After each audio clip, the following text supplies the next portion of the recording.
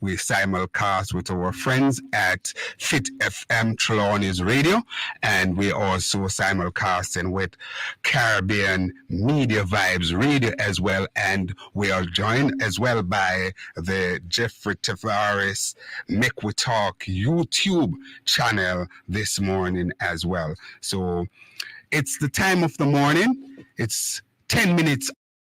It's our big segment of the program. And indeed, this morning, it is big. We have the president of the People's National Party and opposition leader, Mark Jefferson Golden, the man who they dubbed as Marky G. Without further ado, let me welcome to the microphone of News Talk 93 FM, Mark Jefferson Golden. Hi, Mark. How are you doing, opposition leader? Greetings, Conrad, and greetings to your listeners. I'm well, thank you. Great. Always happy to speak with your opposition leader, Mark Golden. Mr. Golden, how are you doing? You're well, you said? Yeah, man, I'm well.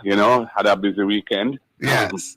My weekends tend to be quite busy, so, I'm always on the road nowadays, and, the vibe on the road is positive. Our party workers and our organization are energized. Mm-hmm. And, I feel very positive about what is to come. Indeed. As a matter of fact, just this morning, journeying to Broadcast House, I was watching a little video by one of your stalwart, KD Knight. He was speaking at don't know if you were present at the conference he was talking, but he was saying that he's a member of the party actively from 1973. I think he said it's about 50-something years now, and he has never seen another president, and he includes Norman Manley, has never seen another president of the PNP that worked as hard or being out there on the road as much as Mark Jefferson Golden. Yes, I heard him say that. I was at that conference. That was in Southeast St. Catherine yesterday afternoon. And yes, I did hear him say that. I'm not in a position to compare with others because I'm relatively new in this. I came into it really actively as a senator in 2007. Yes. But because, since becoming leader, I recognize that, because I didn't have a long pedigree in the politics, I really come to politics after my career in law and in business. So mm-hmm. I realized that I needed to go out there and meet the Jamaican people and let them get to know me. And the polls indicated that to me. So, that's what I've been doing. I think when you have the responsibility of leadership, you have to do what you have to do to make it work for the party and for the country. So, yes, I have been on the road a lot. Absolutely, Mr. Golden. Now, Mr. Golden, I want to publicly congratulate you on your recent victory, because indeed you have bragging rights. You have tasted victory in your first outing as president of the People's National Party. How that makes you feel? I feel very energized and positive about it because, we are coming from so far behind, after what happened in 2016 where we lost marginally, and then in 2020 when we lost quite badly.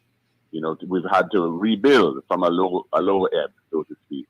And a lot of strategic decisions had to be made. Some of them are difficult decisions.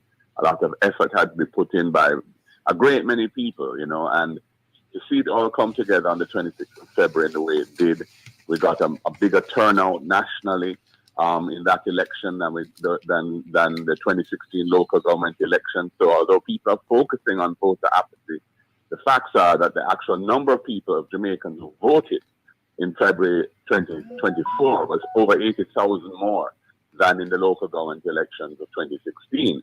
And indeed, the PNP got more votes in February 2024 than we got in 2016, and even than we got in the general election of 2020.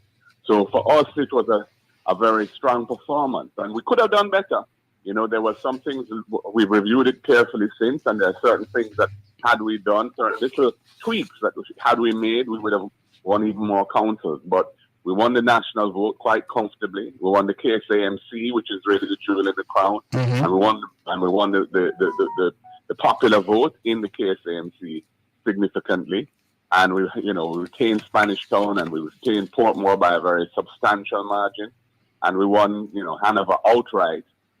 We delivered a decisive victory in Manchester, and we won back St. Mary's. So overall, it was a very positive performance, and it has energized the party and given the party the confidence that, we're in a position now to push on. We're not taking anything for granted. There's no room for complacency. We're not in government. We don't have the resources of the state to use politically, whether it be access to the media, or access to policies and programs and the funding of those things. So we have to depend on, first of all, making sure our organization is strong and well-trained and committed. And of course, reaching out to not only our base, which we have done successfully, but also to those voters who may not be committed PNP or JLP voters, but are looking for a better Jamaica, and bring to them a message of hope that we can deliver, a better Jamaica for all Jamaicans. So, we have our work to do, and we're fully aware of that. But we're at least in a much stronger place now. Good. Mr. Golden, I noticed you stopped short, and maybe for good reason or whatever, because the conversation that basically did the circle and so on, but you stopped short of just saying that the PNP won the local government election outright. But I want to say this, that the last time I checked is that when we are looking at winning, we look at numbers. And if you went into an election, you came out 7-7 in terms of mayors. You also have majority of the councils, and indeed you also capture big prizes such as the KSAMC. Then in any language, I think that would have to be called a victory for the People's National Party. Why have you stopped short? No, because I know that that was a controversial issue, and I wasn't seeking to pursue a controversial issue. But I agree with your analysis, and yes, I believe that is correct. We did win the local government elections. We won the popular vote. We won the major councils of Kingston and St. Andrew and St. Catherine, which are together the two largest. We won Portmore, which is the only city municipality, and it's a huge one, hundreds of thousands of voters there. So yes, we did, and we captured the popular vote with an equal number of mayorships with the other side. So by that measure, and that's the only area that I think appropriate measure, we won it. And furthermore, if you look at the reaction of our respective supporters to what happened, the JLP were obviously crestfallen, muted. Their response was very muted, and indeed they have, had to go into a period of deep reflection as to how to dig themselves out of the hole that they find themselves in. Whereas in our case, it was a buoyant response, and a response of elation, indeed, jubilation, and positive energy. So from every angle, I think it's a victory for us. Absolutely. Mr. Golden, there are some troubling issues in the country, and you continue to ask these germane questions. Chief among them, sir, is the fact that going not 1, not 2, but now 3 years, we have seen where the Prime Minister's filing is unable to be certified by the Integrity Commission. How concerned and how important this is in a democratic society as ours? Well, I think it's extremely important because the anti-corruption framework of the country is centered around the Integrity Commission, which was created and came into law in 2018, amalgamating the Contractor General, the Parliamentary Integrity Commission, and the Corruption Prevention Commission, which were the existing entities before that. And it's all been brought in under one umbrella with prosecutorial powers, investigative powers, powers to share and receive information from other agencies like law enforcement and tax and international partners. So it's a very important institution, and the law requires that the Prime Minister and the Leader of the Opposition's declarations, which must be filed annually, are to be certified and then published in the Jamaica Gazette in some form. Mm-hmm. And for whatever reason, we do not know the reason, because the Integrity Commission is not at liberty to discuss its reasons for this.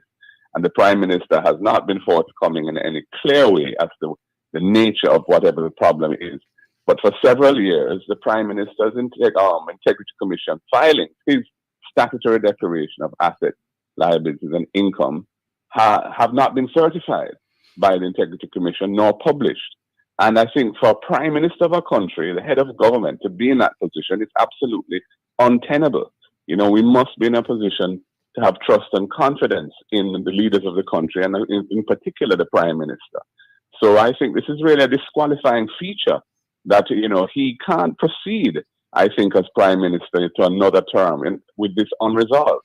So as far as I'm concerned, this is a matter which I'm surprised that civil society and the media have not taken this up in a more robust way, you know, and they seem to be giving a relatively easy pass on it.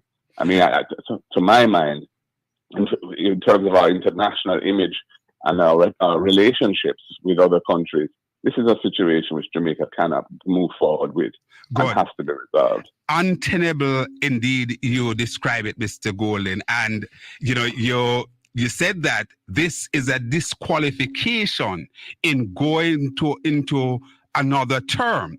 So you're saying, Mr. Golden, that, well, should I deduce from what you're saying that without this anomaly or this grave situation being remedied, where we get straight answers, whether from the IC or Mr. Holness himself, who would be in a position to shed more light on this, you believe that he should be disqualified of being on the ballot and hold the office of Prime Minister? Yes, I think that he should not run back if he has been unable to get beyond this problem. I don't think the Jamaica Labour Party should consider putting him forward if he cannot sort this out. And by sort this out, I mean not just give an explanation, but have his declaration certified and published as the law requires. The IC, Mr. Golden, is unable to speak based on the framework and which is set up under. Can the Prime Minister basically shed light on this? Why is it not? So the ball is in the Prime Minister's court, as far as you know. Absolutely. There's nothing to prevent him from coming clean and stating exactly what the situation is. And indeed, there's nothing really, I think, to prevent the Integrity Commission, when they reach that point, sending a report to Parliament on the matter. And then it goes into the public domain and can be discussed.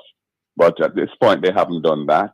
But it's open to him. He's the leader of the country. And we have a right to know what is going on. So he can and should indeed, long ago, have come clean with the country and expressed exactly what the situation is.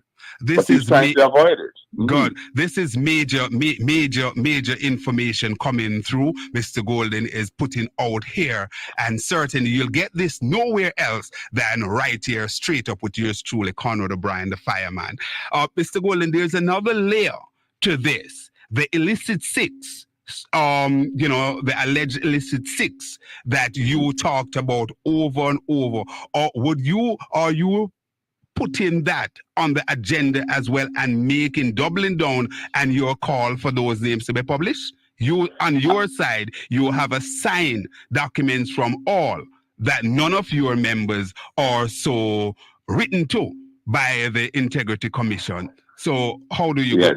So the background to this is that in their last annual report, which is, the report they give on their overall operation, what they've been doing and so on, the Integrity Commission stated that there are 6 members of Parliament who are under investigation for illicit enrichment. Illicit enrichment is an offense under the Corruption Prevention Act. It's different to, for example, the kind of offenses that usually come out of the Integrity Commission to do with people filing late, or not filing at all, or not providing information requested of them on a timely basis. Those things are more in the nature of administrative penalties. This is a corruption offense, and there are 6 MPs that are being investigated for it. And the Prime Minister put his cabinet under a gag order and said they should not talk publicly or to the media about this matter. And I have asked each of our members of parliament and senators, in fact, whether they are aware of being under investigation for illicit enrichment. And the Integrity Commission itself has said anybody who is being investigated would know, because they would have been asked by the Integrity Commission to provide information to substantiate their assets or income, which their legitimate sources can't support. So I asked our MPs this, I asked our senators this, and to a man and woman, they have said no, they are not under investigation. Now, I don't know what the Prime Minister has done by way of due diligence on his side, but clearly there is a case to answer, and they need to come forth and say who it is, because those same people may be on various committees of parliament or hold jobs in the government, which would be absolutely inappropriate if they are being investigated for illicit enrichment. So this is another instance of governance that's gone awry, where Jamaica has gone off the rails because of this unholy administration and how they manage the country.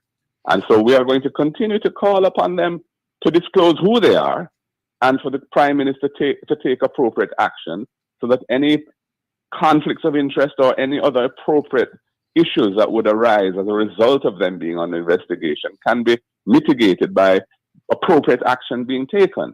And also I would join in the call for we'd love the Integrity Commission to complete their investigations as quickly as possible and send the relevant reports to Parliament so that they can be tabled immediately and become public knowledge, and then decisions can be taken from there as to what is to happen.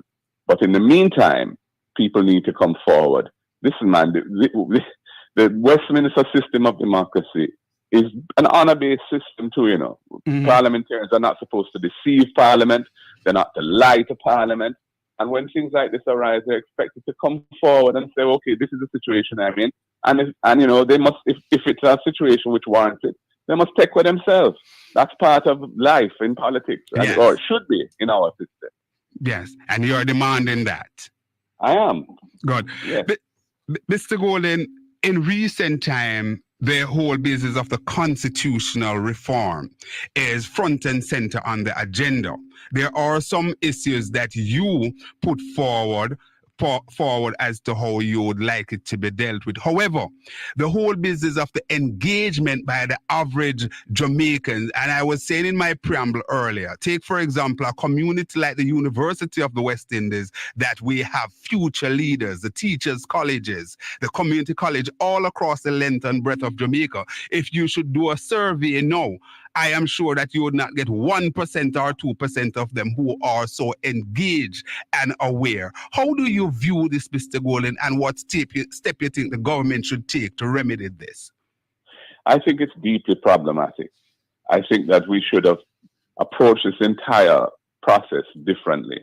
Once the government decided that it wants to proceed with a process of constitutional reform, the first step should have been to educate the people of Jamaica on what the constitution that we have actually says on the critical issues.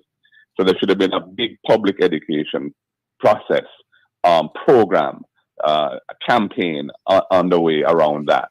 And I think there should have been engagement with the public as to what the process should be by which we pursue this, so that we could have an agreed process by which to move forward, including what the terms of reference ought to be. Instead, the government determined their terms of reference themselves and said what they're going to be focusing on is things that were agreed between the political parties in the 90s. That's a long time ago. If you're under 45... Opposition leader, please, please hold it right there. I'm begging you a few minutes on the other side. We're at the 10:30 break. Very, very interested and riveting discussion we're in with the opposition leader and PNP President Mark Jefferson Golden, Marky G. Stick and stay. Suka.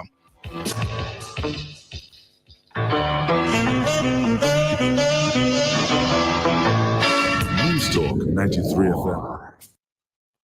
We're going to take a quick commercial break. Also, on the Make We Talk program, we're going to join Conrad O'Brien in just a moment. We're going to take a quick commercial break right here on the Make We Talk Jeffrey Tavares YouTube channel. Remember to like, share, and subscribe.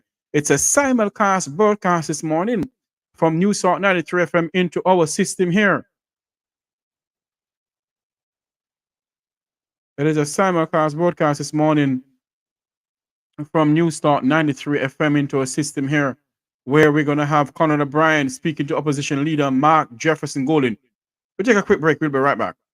Our voices in protest against corruption, crime, poverty, failed healthcare, poor education, injustice, all that's taking place in Jamaica. Join us for this historic event on Saturday, June the 15th, 2024. This takes place at the Embassy of Jamaica, 1520 New Hampshire Avenue, NW, Washington, D.C. It starts at 9 a.m., finishes at 4 p.m. If you want change for Jamaica, make sure come out and support this cause. Jamaicans and friends of Jamaica, let's raise our voices. Jamaica Diaspora Crime Intervention and Prevention Task Force, in association with the Global Jamaican Diaspora Council, presents We Want Change. Jamaicans, friends of Jamaica, let's raise our voices in protest against corruption, crime, poverty, failed healthcare, poor education, injustice, all that's taking place in Jamaica. Join us for this historic event on Saturday, June the 15th, 2024. This takes place at the Embassy of Jamaica, 1520 New Hampshire Avenue, NW, Washington, D.C. It starts at 9 a.m., finishes at 4 p.m. If you want change for Jamaica,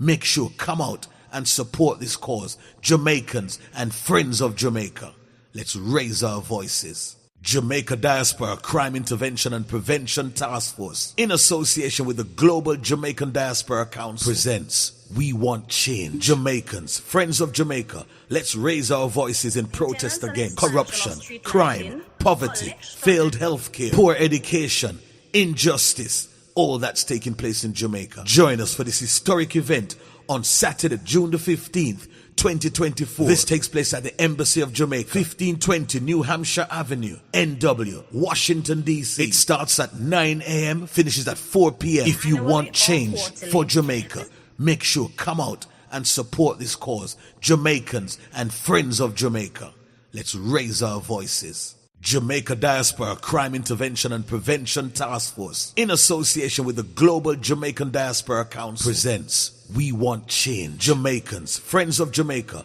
let's raise our voices in protest against corruption, crime, poverty, failed healthcare, poor education, injustice, all that's taking place in Jamaica. Join us for this historic event on Saturday, June the 15th, 2024. This takes place at the Embassy of Jamaica, 1520 New Hampshire Avenue, NW, Washington, D.C. It starts at 9 a.m., finishes at 4 p.m. If you want change for Jamaica, make sure come out and support this cause. Jamaicans and friends of Jamaica, let's raise our voices. Jamaica Diaspora Crime Intervention and Prevention Task Force, in association with the Global Jamaican Diaspora Council, presents We Want Change. Jamaicans, friends of Jamaica, let's raise our voices in protest against corruption, crime, poverty, failed healthcare, poor education, injustice, all that's taking place in Jamaica. Join us for this historic event on Saturday, June the 15th, 2024. This takes place at the Embassy of Jamaica,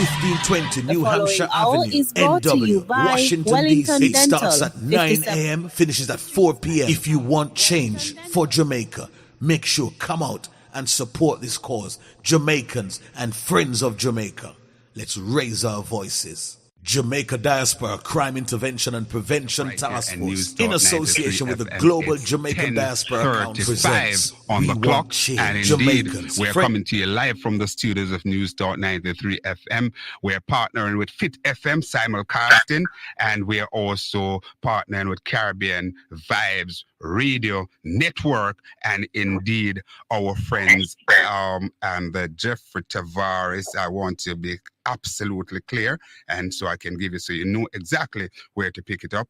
We're on the Jeffrey the Make We Talk Jeffrey Tavares LLC YouTube channel as well.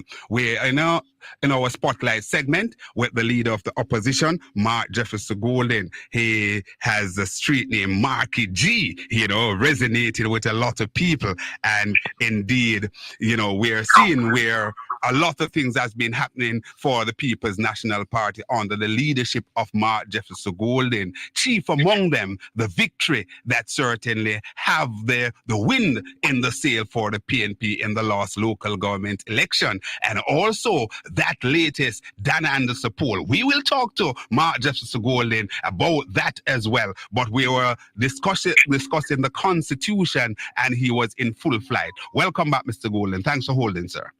Yes, Conrad, no problem, my pleasure. And yes, I was just talking about the approach that the government has taken to this important, very important matter of constitutional reform. And I think that it really has been a flawed process, and it's unfortunate because it has put us in a position where a report has been concluded by this Constitutional Reform Committee, which really doesn't relate to the aspirations of the Jamaican people to have a constitution that is more responsive to their vision of Jamaica.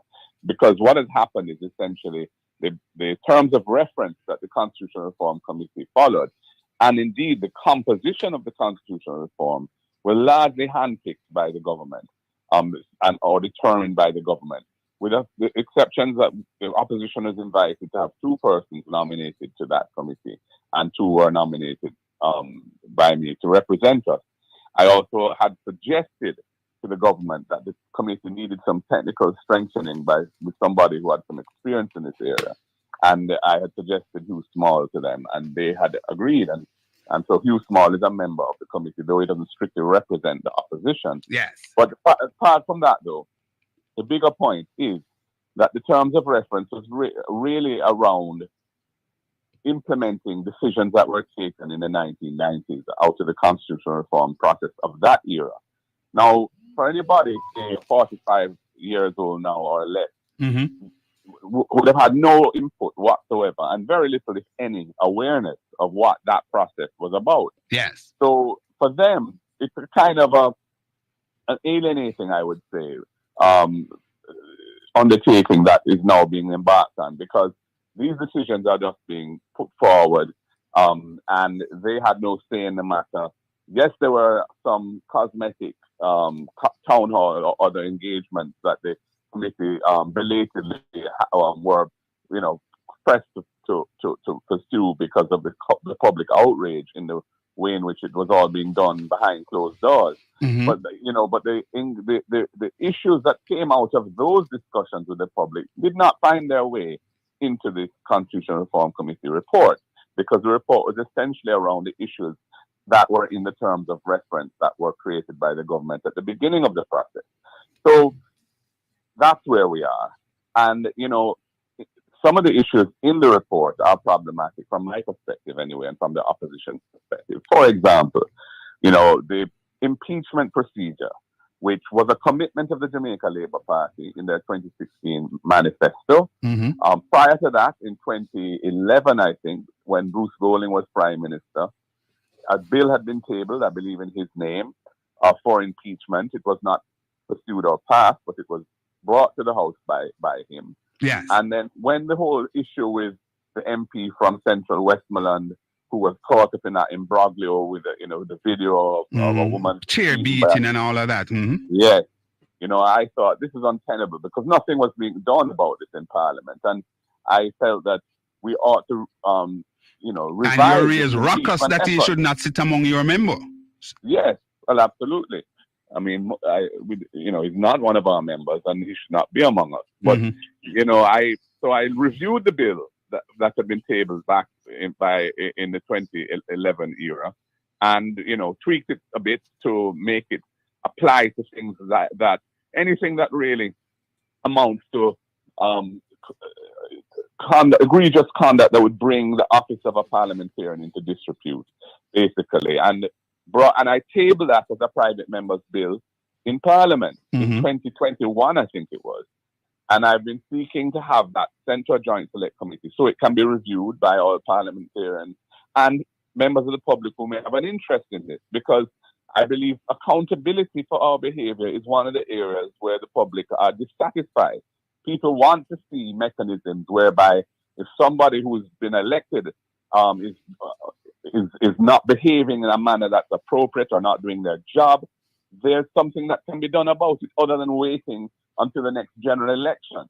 So, I'm very surprised that this Constitutional Reform Committee report has decided to abandon the impeachment procedure and not include it, to exclude it actually from any constitutional reform. That's one issue of concern for me.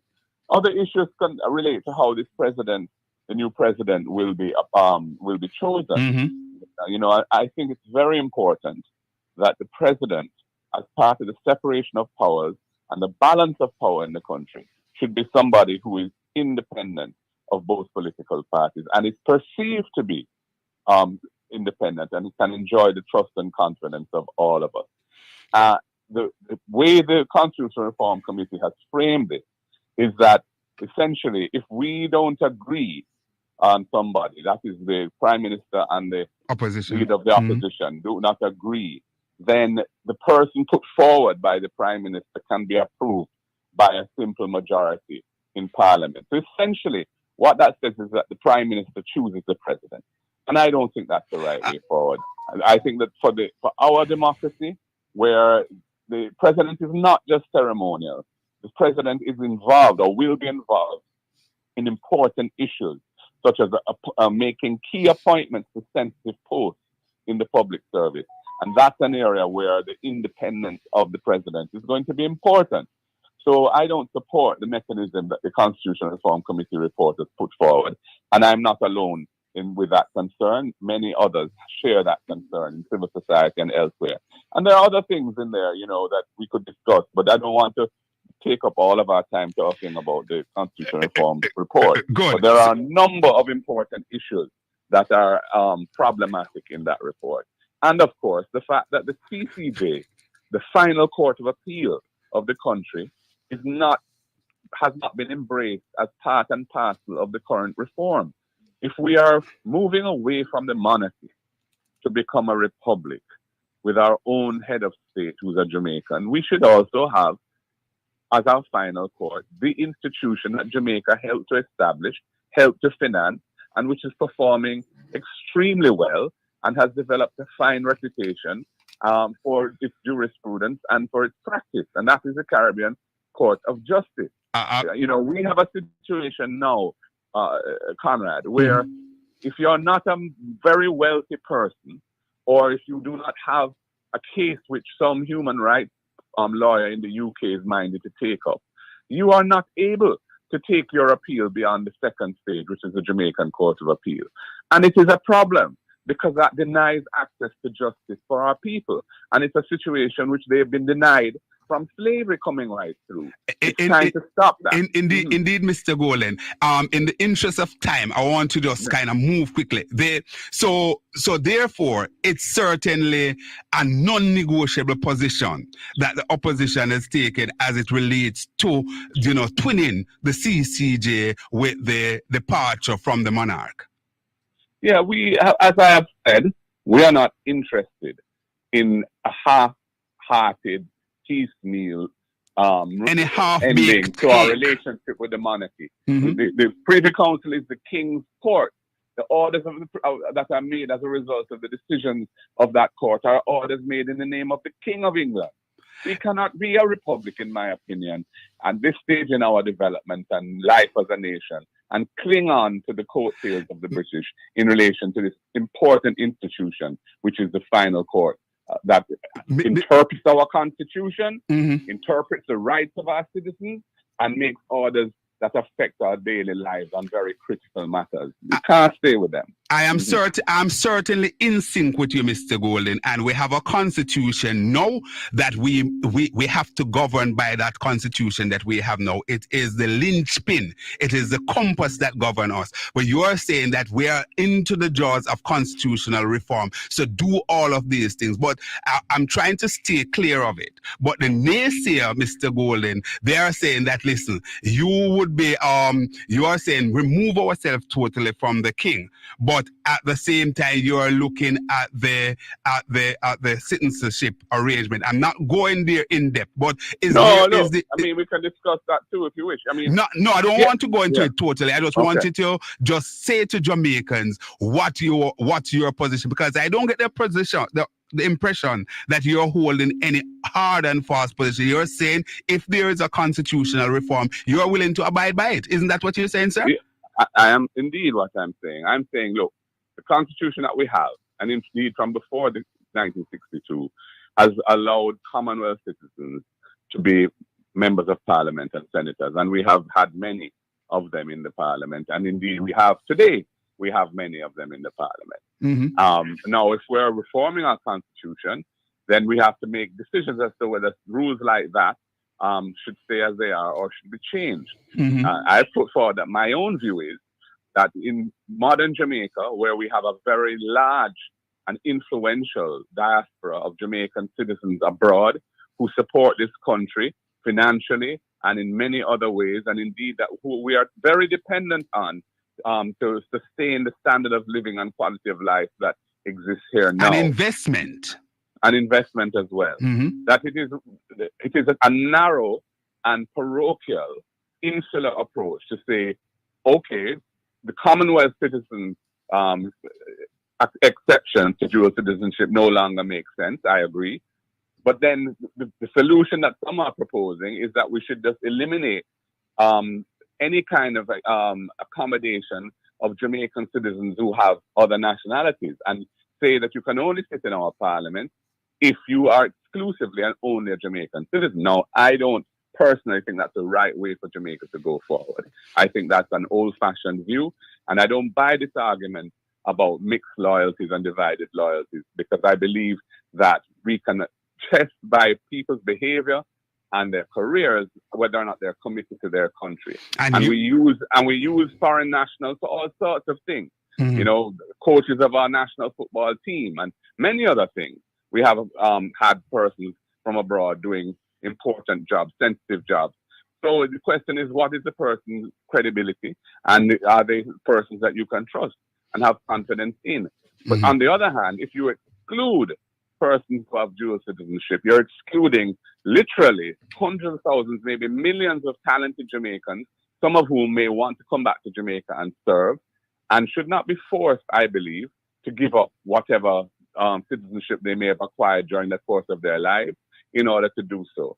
I just think in our circumstances, that's the wrong approach.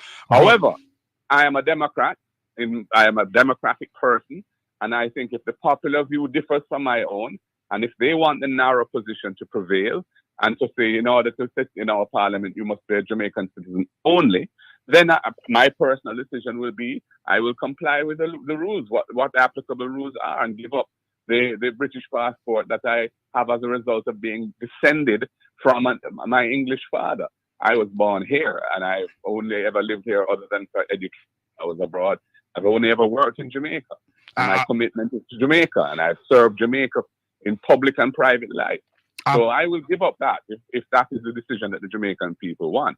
But I'm arguing at this point for what I think is a better view for Jamaica, which is a more wider and inclusive view, and is consistent with the realities of who we are as a people who travel, a people who make life elsewhere to support ourselves back home. Some of us come back, some of us don't.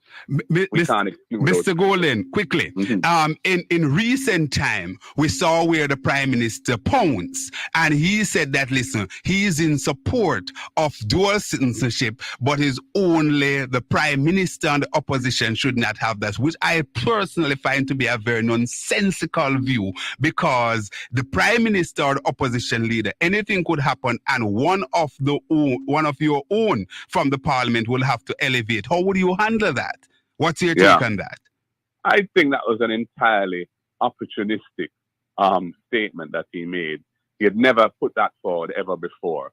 And I think he, recognizing the fact that I have a British passport as well as my Jamaican passport, he saw that was a clever way of putting me under political pressure. But it's an incoherent position to put forward because, as you have said, no one votes for a prime minister. They vote for their member of parliament. And the prime minister and the leader of the opposition are chosen by the members of parliament on one side or the other. So tomorrow morning, that person can change any time depending on the circumstances that may arise. So tomorrow morning, morning, the majority on the JLP side could say they want Hero Clark to be the prime minister by way of the numbers. Exactly, and the same could happen to me as leader of the opposition. Good. So to have a rule that is exclusive to those two persons doesn't make sense. I think If the you're Prime going to, if Minister. you're going to say dual citizenship, it's permissible as long as you are a Jamaican citizen and you've resided in Jamaica for the relevant period of time, which in the current rule is 12 months prior to being elected. Then that's the rule, and you must comply with that. And And if the rule is that only Jamaicans can, only persons who have exclusively Jamaican citizenship should be allowed to serve. Then, if that's the rule, then nobody who has any other citizenship should be able to serve. And those of us who are in that position would have to decide what we want to do. And that's totally what I would do. Absolutely, Opposition Leader Mark Golden.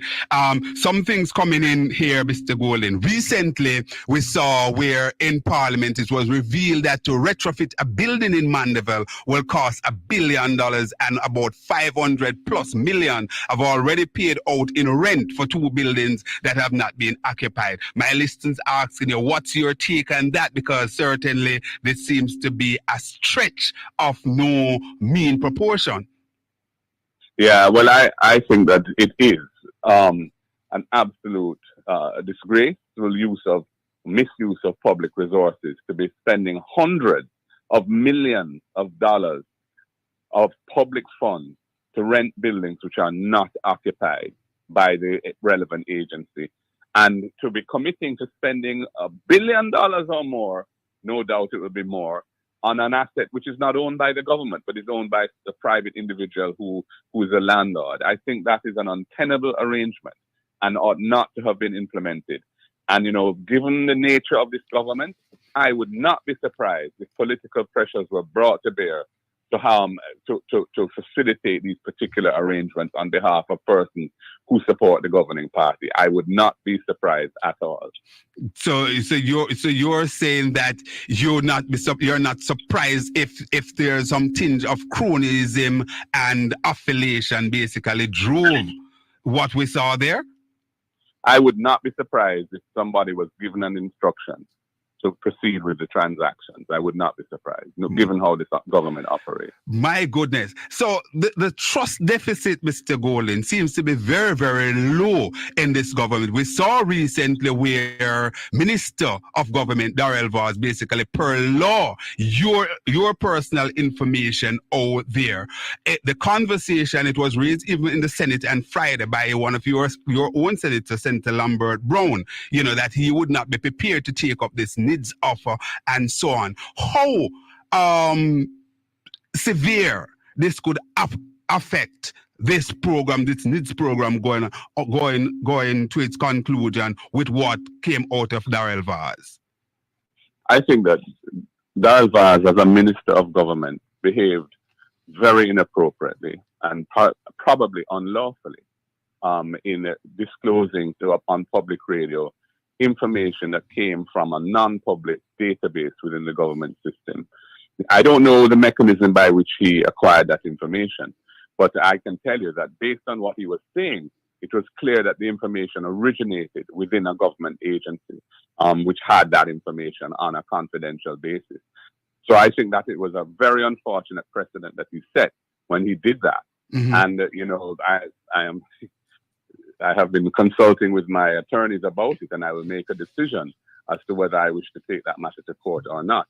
But the bigger picture really is that how can the government expect the public to trust databases with their personal information when a minister of government is prepared to use information that came from a government source, a confidential source within the government system, use it for political motivation by speaking to it on a talk show with public, with the public media. I think that signal was a very dangerous signal. And then the minister, who's now the spokesperson for information, but is very involved in issues to do with the legislation. It all comes, in fact, she has portfolio responsibility for it, I believe. Her response was not that this matter should be investigated, but she essentially bought into the narrative of Minister Vaz, saying he got the information and totally unquestioningly that there was nothing wrong with what had taken place. And that again has undermined confidence in this government handling of personal data of citizens. Oh, It's a serious issue, and it's an issue they need to address. Indeed, Mr. Golden. We saw where IPO has been out there from one of the major financial institutions for weeks. And, the principal literally has to be out there on the road pounding the pavement because there isn't any take-up for it or sufficient take-up. In the past, we saw where there would be oversubscription. And so you think all of these things with trust and so on, what come out of the SSL matter and so on, those are things that are impact, and those things continue to affect the fortunes of Jamaica? Well, put it this way. The SSL scandal, debacle, damaged Jamaica's image internationally as an investment destination and damaged the image of the Jamaican financial sector as a place where people can safely put their funds. It's a very unfortunate situation, horrible situation that was confronted, especially since our iconic Usain Bolt was himself a major victim of it. Now, what we have seen up to very recently, for example, the court has determined that the management of the company going forward is to be taken back from the regulatory body and put back in the hands of the private sector trustee who was appointed by the same persons who control the company all along. I mean, that is a bizarre outcome. And I'm not saying the judge got it wrong, but I'm saying that the government has a responsibility to ensure that that is addressed, because in a situation where you're faced with a massive fraud in a financial institution that makes it insolvent, you cannot leave it in the hands of somebody who is appointed by the persons who are running it all along. When you have a regulatory body that is tasked with protecting the public and depositors and investors of from the public, and they are supposed to be the ones who control what happens when these things take place. And they have been essentially shut out and put in some kind of observer role, and that isn't right. Based on the issues. Based on the ruling, Mr. Golden, does that ruling impact the loan person that have been charged so far, Ms. Panton? What is it now? Because I can't comment on any specific matter like that, and that's not something I have actually even considered, Conrad. But what I would say to you is that from the point of view of big picture, which is Jamaica as a destination, as a destination for financial investment, and as a capital market and a money market which has grown and developed well with indigenous institutions that have been successful and so on.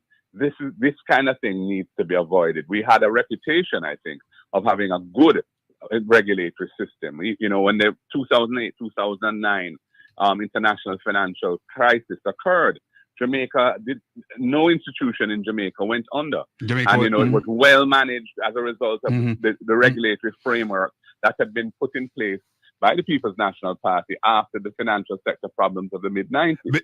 Good. So we don't, when you see something like this arising now, this SSL situation, and we're not getting proper information, the regulator is effectively being excluded from taking control of the process, it really doesn't it does not send a good signal. And we've called on the government to do something about it. They have legislative powers in Parliament, and they have executive powers as government. They should put the thing right.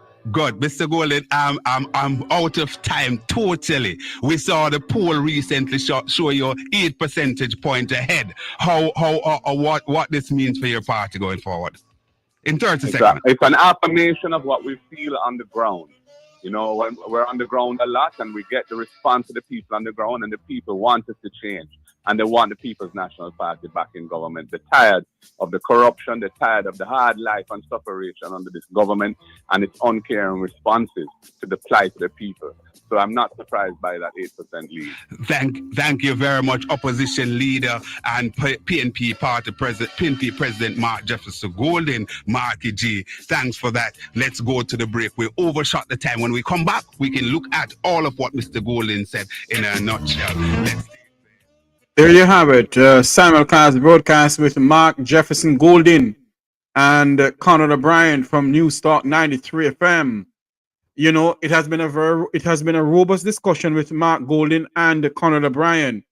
And something, when you sit and you listen to what the gentlemen have to say, if you all was on this program yesterday evening and listened to the voice of Damian Crawford, then you'll say that between Damian Crawford and Mark Jefferson Golden, to have Jamaica's interest at heart.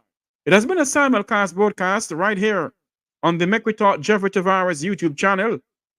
Remember to like, share, and subscribe. Like, share, and subscribe. We're gonna go back to Conrad O'Brien as soon as they break the break, they take the commercial break and come back. I think we need to take a commercial break right here on the Make We Talk YouTube channel. And our break we're gonna tell you some more about the demonstration we're having in Washington, D.C. Of Jamaica, let's raise our voices in protest against corruption, crime, poverty, failed healthcare, poor education, injustice, all that's taking place in Jamaica. Join us for this historic event on Saturday, June the 15th, 2024. This takes place at the Embassy of Jamaica, 1520 New Hampshire Avenue, NW, Washington, D.C. It starts at 9 a.m., finishes at 4 p.m. If you want change for Jamaica, make sure come out and support this cause. Jamaicans and friends of Jamaica, let's raise our voices. Jamaica Diaspora Crime Intervention and Prevention Task Force, in association with the Global Jamaican Diaspora Council, presents We Want Change. Jamaicans, friends of Jamaica, let's raise our voices in protest against corruption, crime, poverty, failed healthcare, poor education, injustice, all that's taking place in Jamaica. Join us for this historic event on Saturday, June the 15th, 2024. This takes place at the Embassy of Jamaica, 1520 New Hampshire Avenue, NW, Washington, D.C. It starts at 9 a.m., finishes at 4 p.m. If you want change for Jamaica, make sure come out and support this cause. Jamaicans and friends of Jamaica, let's raise our voices. Jamaica Diaspora. And it's also going to be live on the Make We Talk Jeffrey Tavares YouTube channel as we come to you live from Washington, D.C. on June 15th from 9 a.m. to 4 p.m. We'll be coming to you live from Washington, D.C.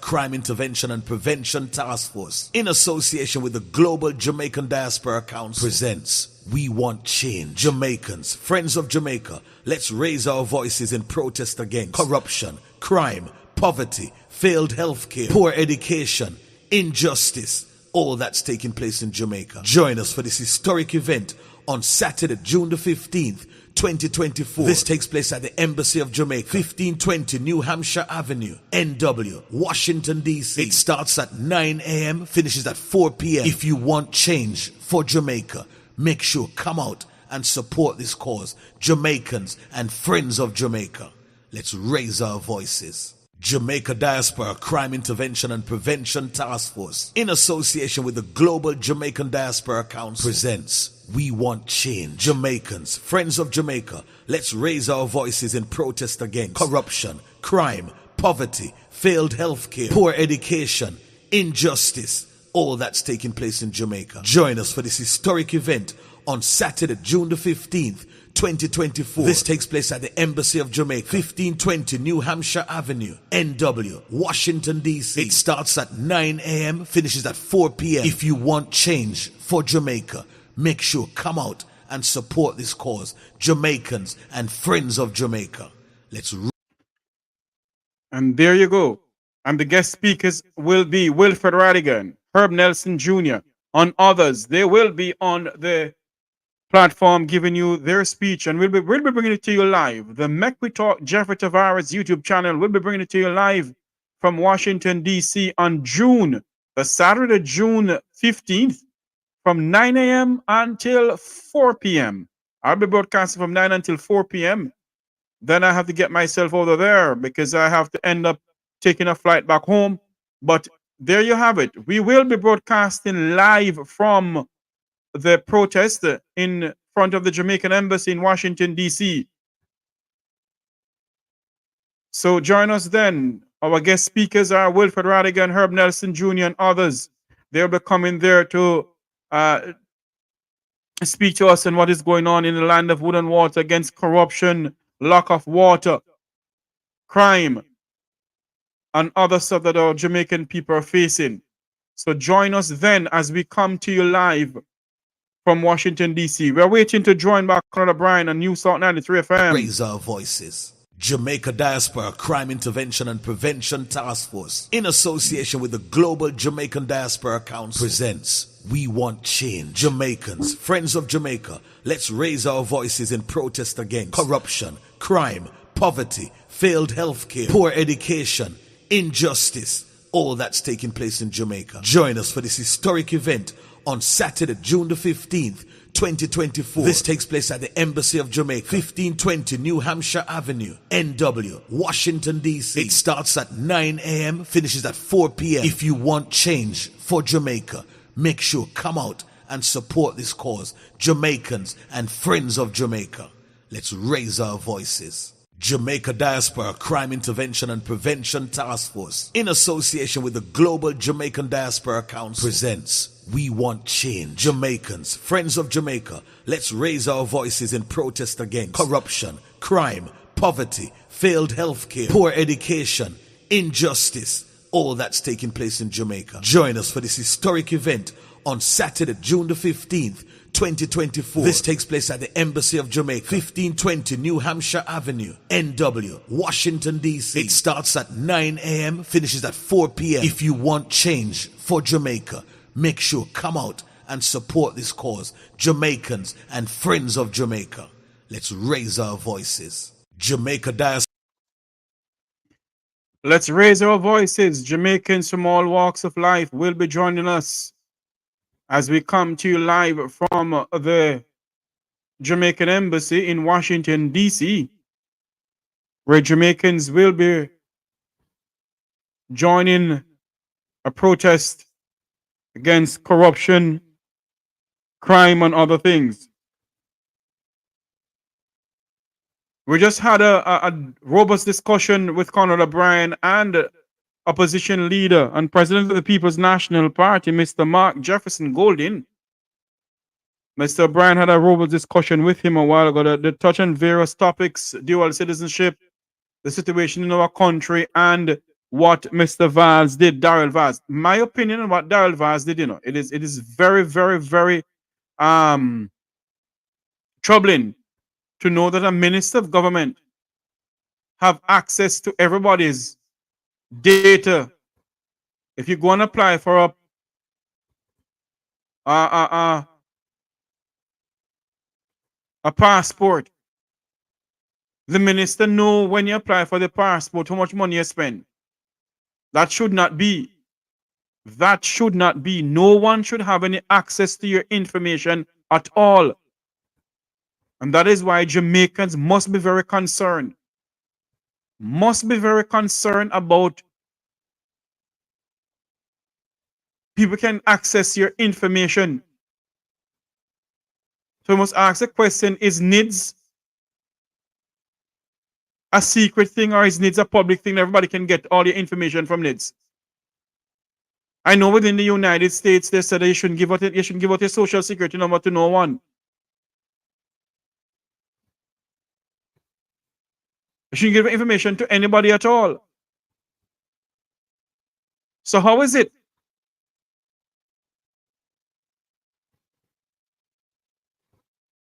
So how is it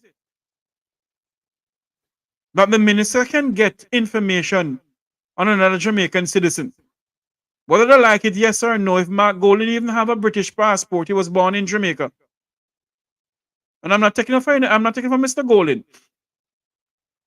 Anybody can check my background and never vote. But the fact of the matter is, we can't be saying that this man is a Jamaican citizen when he was born in Jamaica. And we're drifting from the fact that Daryl Vaz went and get information on this individual, a Jamaican citizen. Mr. Vaz ought not to get those information. So PICA is compromised. We can't trust PICA, the Passport and Immigration Office. We can't trust NIDS because the same minister, Daryl Vaz, said that nothing is secret in Jamaica. Not one single thing is secret in Jamaica. So we need to be very concerned We need to be very concerned of what is going on in this country. Because if nothing is, and the American government must take a look into this. The American government must take a look into this.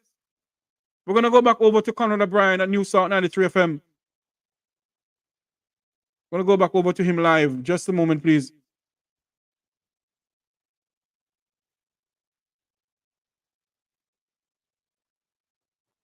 Back to Straight Up right here at News Talk 93 FM. My name is Conrad O'Brien. They call me the Fire.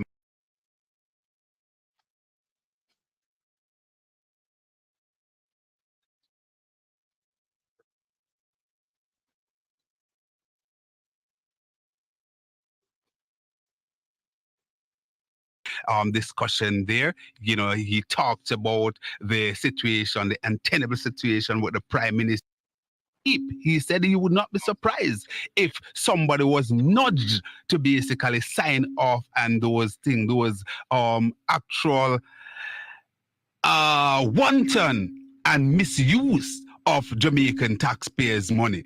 You know, lot of other things that we wanted to get into the opposition leader. But of course, when you talk about half an hour or an hour, it's never, ever enough time to go there. He also talked about the constitutional situation and, you know, as it relates, and he went front and center and gave his own opinion and how we believe we should move forward in dealing with the constitutional arrangement, the impeachment situation that has been totally thrown out of the reform in the constitution. Those things are untenable. He also talked about the engagement of the population in the discussion. The lines are open. It's your time. We'll take your calls up until midday. The numbers are 876-212-9824, 876-462-0919. We're coming to you live from News Talk here at UWI, and we simulcast with our friends at Fit FM and indeed Caribbean Vibes Radio. I believe that the YouTube outfit, Make We Talk, Jeffrey Tavares YouTube outfit still join us as well. Dawn saying, good job. We're seeing Errol, a lot of people weighing in. Oh, calls there? All right, let's go to the phone lines. Hello, welcome caller. Hello, good afternoon, Conrad. Hi, it's still morning. Lord, good morning. Listen, let me commend you. Congratulations. Well done interview. Thanks a lot. Thanks a lot, Margaret. There's just so much to get in. I know. And I want to commend my opposition leader. He did excellent. And I like how he's firm. Yes. And what we want him to be firm on. Especially constitution reform. I am very happy. Margaret, your line is a little bit fuzzy. Could you just move to a sweet spot for me? I don't know, you're moving. All right, you can hear me now? Much better, yes? Yeah, I'm saying that I'm so proud of him putting along, talking about the constitution reform and how he did it, Because let me tell you something, some laws in the constitution that we need to change. We, the Constitution, need to change. And it is sad, Marie, that it is sad that the impeachment aspect of the of the reform has been thrown through the window. Exactly. I think Bruce Golden himself was a senior Labour man, a former Jamaica Labour Party leader and Prime Minister, must be very offensive with that, because certainly that was one of his linchpin, one of his flagship idea, both in the Labour Party and also when he formed the National Democratic Movement. Exactly. Backward and the whole move. Thing is, I want to know if the Prime Minister we have here, if he is dumb or if he is stagnant. Why is he doing certain things? Because I don't understand why is it. When I hear my leaders state how we must not damage the dual citizenship system, because you have people who come here to work with the government institution, work financial institution, who even help to create laws here, who have their own, they're not Jamaican, but they come here. When you start bash things, let us tidy that up a bit. The party leader, the opposition leader, and PNP president, he not say about not damage the thing. What he did, he posited a view. I am saying it. I am saying it to how I feel. Yes. To how I feel. Okay, to good. How I feel. Good. Right. So, I know he didn't say that. Yeah, so he posits a view that, listen, this is his opinion. He believes that we could look at how we widen the status quo now, that is present today. But he went to something that is very germane and important. He said that if that's what we decide to do, to keep it, that is just Jamaican citizens alone with the new dispensation, then he is certainly prepared to abide by it. And I think he should take a step. Don't just say that he's asking his lawyer. Darrell Vaz has breached a section 61 of our Data Protection Act. I don't know what. I don't know who. But somebody has breached it. It's the same way they breached. You remember what the lady did? Well, Darrell Vaz is the person who put the information out there. So you remember the lady who breached his Obama birth certificate? They have to fire her. You remember that? Well, it's the same thing we have here. And I don't want him to ease up on it, and I want him to go straight with it because something is wrong. Plus, I know you don't have a lot of time. Plus, I am happy to hear him talk about the building. Because this thing, what I didn't hear of him saying, it is a conflict of interest because of a sitting member of parliament building, and some hanky-panky went into that building. 3 years the building was unoccupied for. Spent $1 billion on it. 3 years. 3 years, right? And if all of this, talking about 500 and odd million spent already in rent, and they are proposing to spend $1 billion to retrofit the one in Mandeville. So we don't know the whole truth yet, We don't know the whole truth yet, The truth don't burst out yet, We hear some of the truth, right? Why are you going to retrofit the building? Why? Why? And you don't use it. Nobody occupied the building. Nobody lived there. Then the one in Manchester is the same thing. And the whole problem is it is taxpayers' money they are playing a ball game with. It's not their money. And something is wrong. It can't continue. We don't have any money to do this. Right now, FSL put us Jamaica in a serious crisis. Very serious crisis. Where are we going to get the money from? And you're still using money like it's your money. You can flash it here and flash it there. It can't continue. Something has to be done. Well, I'll say this as I leave you, Margaret. I am from Manchester. I know the location very, very well, Margaret. It's very, very, very, very close, right in front of the Manchester High School, on the Greenvale Road. The address is reported as Greenvale, and it is really Greenvale because Greenvale started from that point, but it's really, the proper name is Greenvale Road, right? And presently, there is a restaurant there. The Mega Mart is also there. And I think something else there. No, and I can assure you that one of the main thing that they talk about with the TAJ is parking. But if you go there now, you're probably hardly able to find a parking space. And I can tell you that the town of Mandeville is being built out going towards the University of Northern Caribbean University, and in that same area going along Spur Tree Road there and so on. And there are land there that the tax office could find, or the government could find, to purchase or to get 100-year lease and build a nice government office with proper parking arrangement and so on. So I don't buy that. We're spending taxpayers' money to cavalier, man. Look here, some hanky-panky building, and that's not even that alone. I am quite sure you could have returning resident home, big homes. Big homes. The problem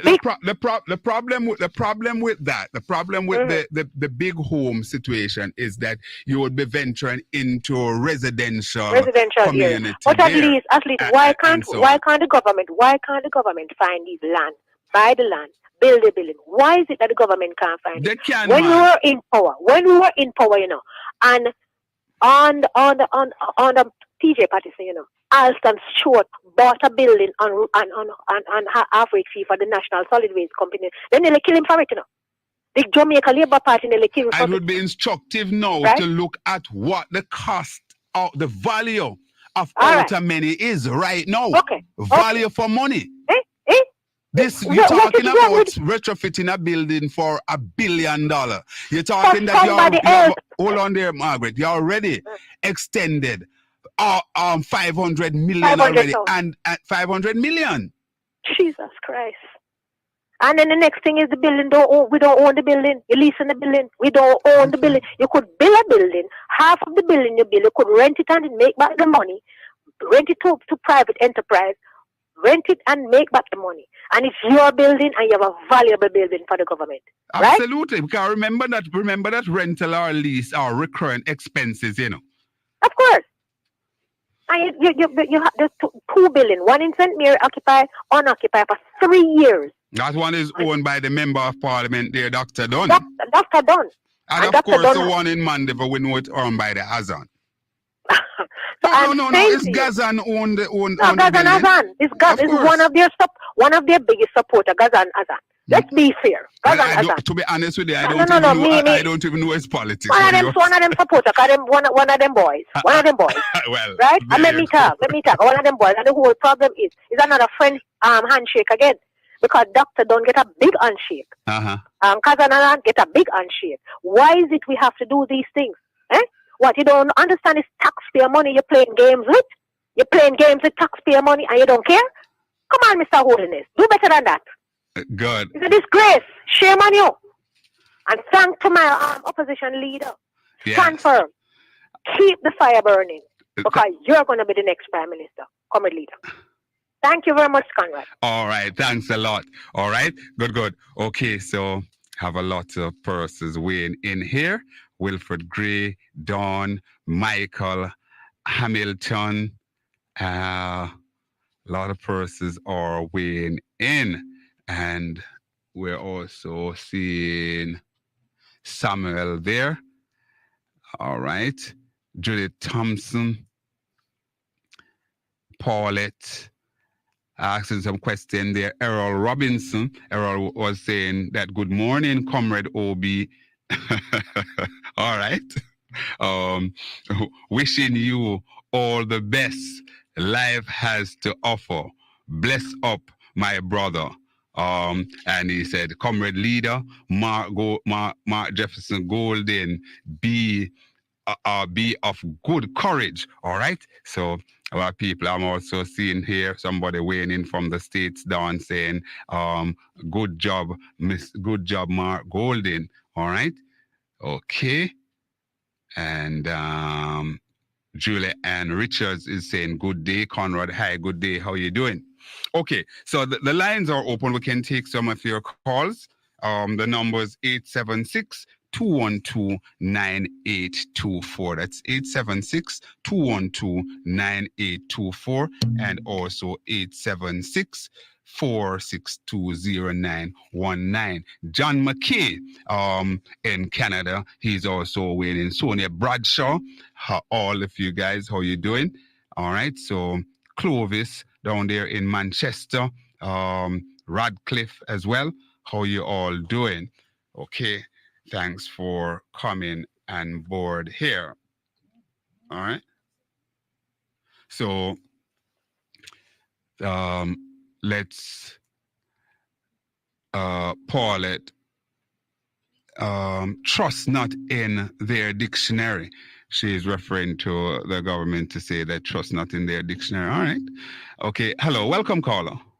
Yes, Robbie.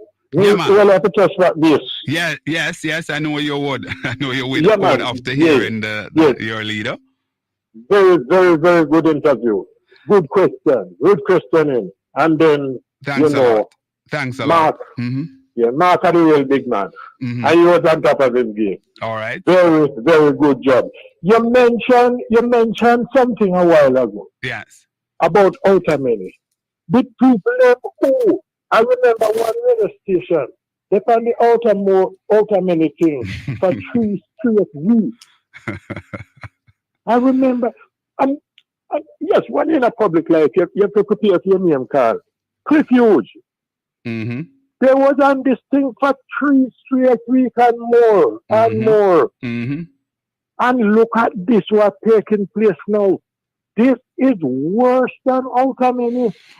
But you know, Marsh, we have a 9-day situation, and the things happen in Jamaica so quick and fast. But we remember where Zalika Jess, the party president Mark Golden, and the portfolio man for housing, Professor Floyd Morrison, and let me just pause to congratulate Floyd. I'm hoping to have a chat with him tomorrow on this because we really have to highlight this seminal achievement. The man is a great man. Greatness. Call him man by proper name, man. Call him man by proper name. Professor. I did say it. You did say it. I did say it. Big up yourself, Floyd. You are one of the great ones. Congratulations. Yeah, man.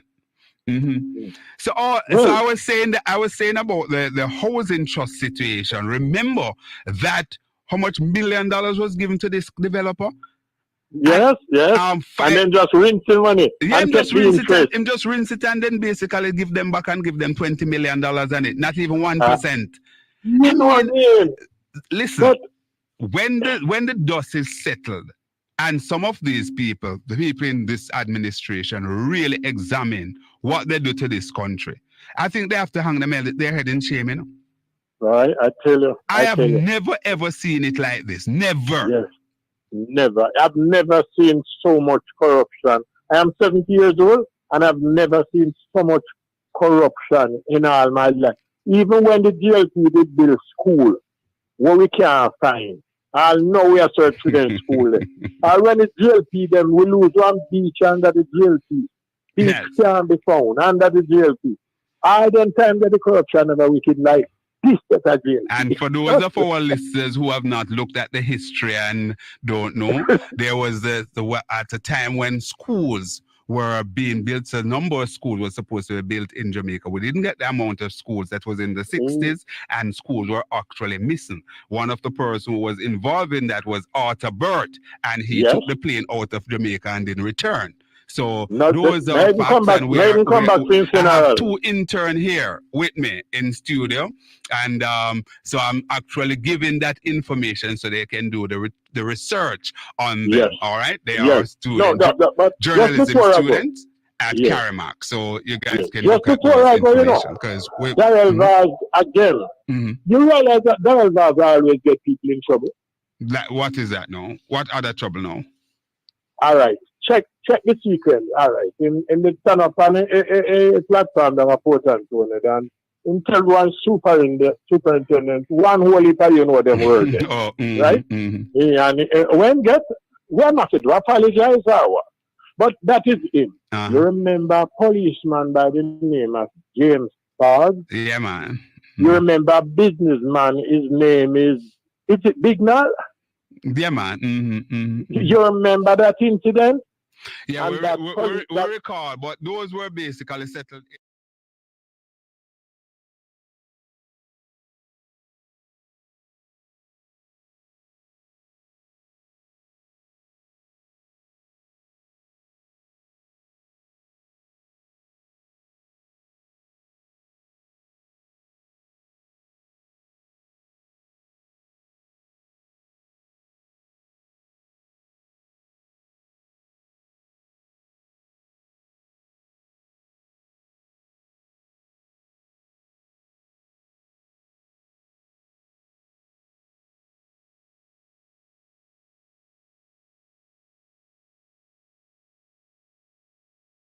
Like to ask him if Michelle Charles is a U.S. citizen.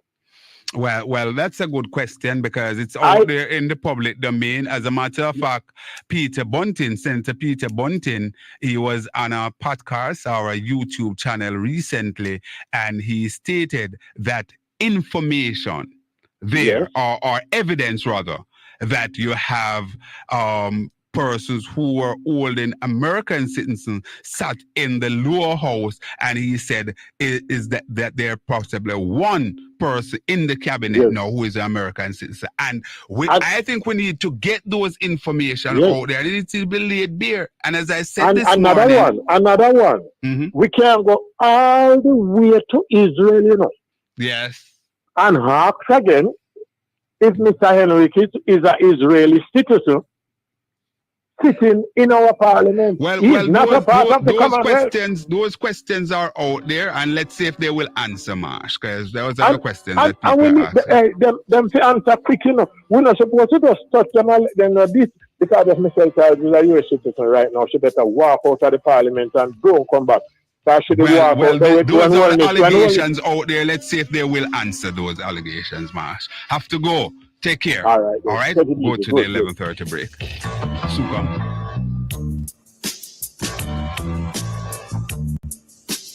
News Talk 93 FM.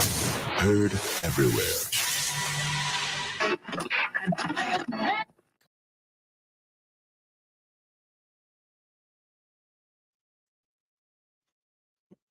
Welcome back to the program. We have some news coming into us.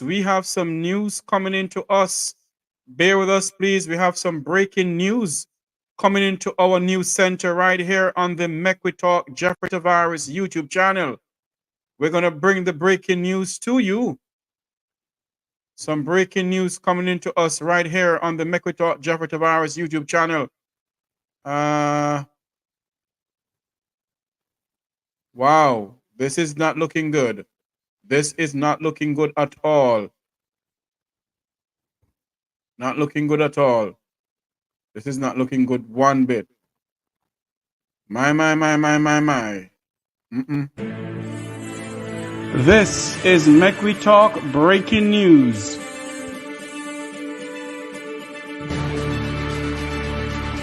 News just coming into us.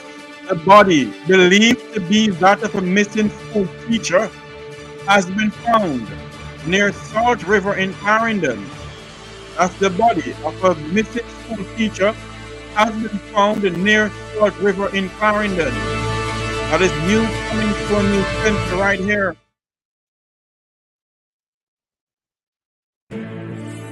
The news. This is Mecwi Talk breaking news. The news coming into our news center as of now. It is 12:32 in Jamaica, 11:32 in Kingston, 12:32 in the United States, 11:32 in Kingston, Jamaica. The body believed to be that of missing school teacher has been found near Salt River in Clarendon. That's the body of a missing school teacher. Remember, we have her mother crying herself to death. Now the body of the missing school teacher has been found. It's news just coming into a news center. The body of a missing school teacher has been found. As soon as we get more news, we'll pass it on to you.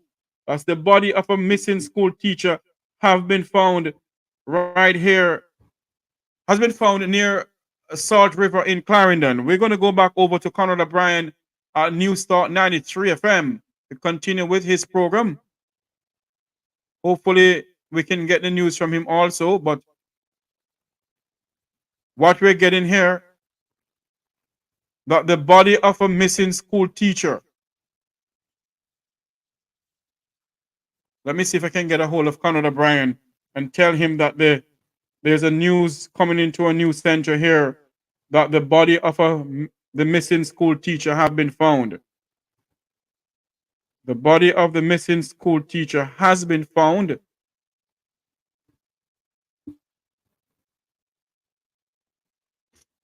Her family, my deepest condolence to her mother, because if you remember, her mom was crying.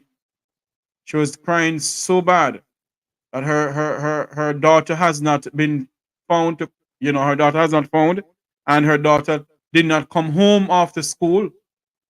And now you're hearing. That's what I'm being told, that Salt River is a dumping ground. So I'm being told. But this is what we're having it now. The body of a missing school teacher has been found near Salt River in Clarendon. It is believed to be the body of Miss Anglin. She's a teacher of the Peter Primary and Infant School.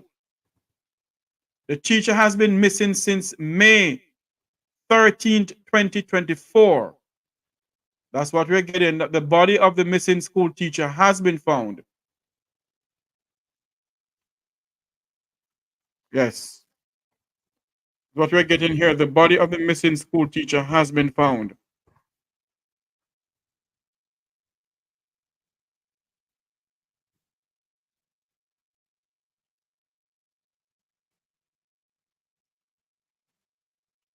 Yes. We're going to go back over to Conrad O'Brien on News Talk 93 FM.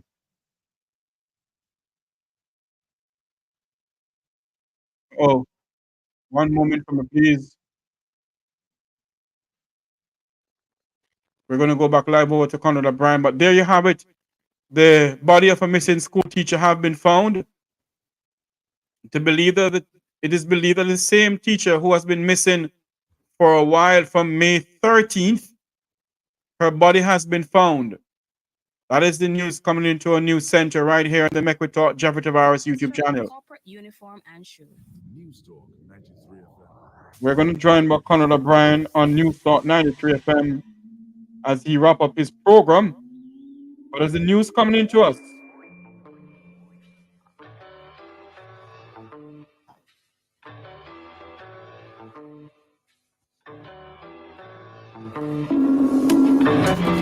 Welcome back. Well, information just feeding into me right now.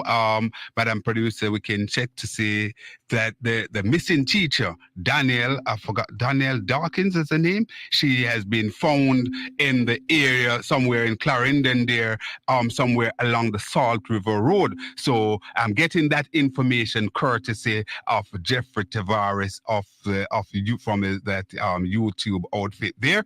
So I'm sure that we'll be able to verify that in a minute. It's 11:37. Let's go to the phone line. Hello, welcome caller.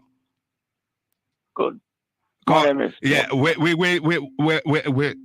have more callers as well. All right, so Portmore, go ahead, Portmore. Go ahead. Yes, Thanks for calling, Portmore. How are you doing?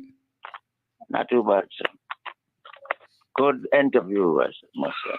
Thanks a lot, man. Yeah.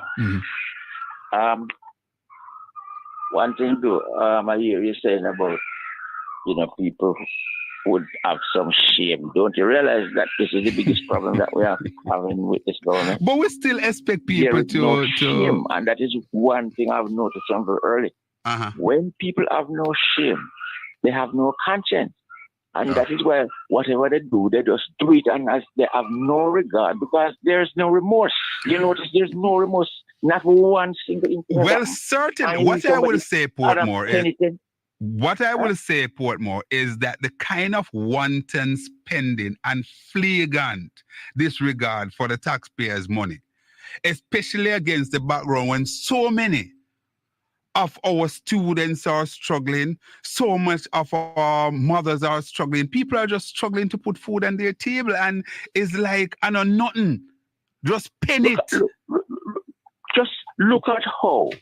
I don't know. And that's why up until I never called back that radio host, because when I hear all this woman was ranting about outer money, and when I asked her, I said, who owns outer money? Isn't it the housing trust? Isn't housing trust about building homes? So how can they purchase land that is going to add to the bottom line of that company? Just hold a sec for me, Portmore. Just hold a sec for me. So we all watch the nightly news and see this picture all across our phones and social media.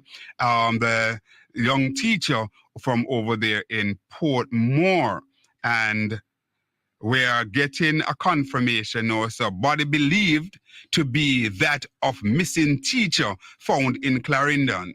All right, so that's Miss. All right, so let me just read it. A body believed to be that of missing school teacher, 29-year-old Danielle Anglin, has been found near Salt River in Clarendon. The St. Peter Claver primary and infant school teacher has been missing since May 13. And it says that more information will follow on that. So that is a report courtesy of the Gleaner that's online there. So that's a confirmation coming. Well, there is that report of the body found believed to be the teacher that was reported missing, Miss Anglin. Go ahead, Portmore. Yes, sir.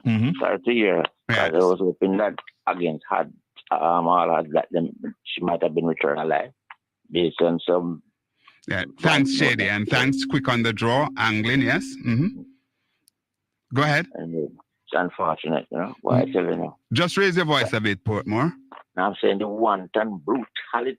Mm-hmm. And that is why I don't care who want to agree with me, but that is why I'm a ardent supporter of the death penalty, because certain people commit certain crimes, the only thing to do with them is to dispatch them. You know, right? when you look at a bright, beautiful, progressive young lady, 29 years old, in the prime of her life, just ready to start to contribute to society, and she was taken away by woodlum, and now we're hearing that her body, is found.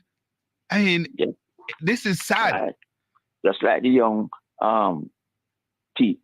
student from university, I think visually impaired student who disappeared from on her way home from. We also remember the young lady from over there in Portmore again too, that was given the ride by the man who was supposed to be a mechanic. He's in jail now. That case still going. At least he is being